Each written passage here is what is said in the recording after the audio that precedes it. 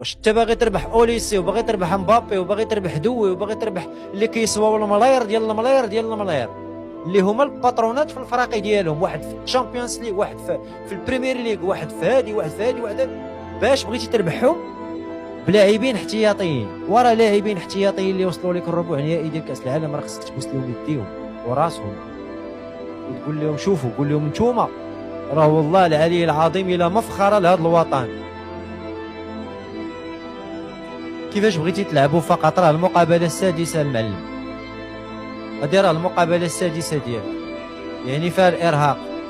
فيها الضغط النفسي، فيها داك الجهد اللي درتي، فيها هذوك المشاكل اللي تلاقيتي معاهم، فيها هذوك الصدمات مع اللاعبين، فيها واحد اللقاء مع هولندا اللي مشى الاشواط الاضافيه. هذا الجروبمون اللي دزنا منه المغرب، حنا ماشي هو اللي دزنا في راسنا، حنا لعبنا مقابلات شاقه،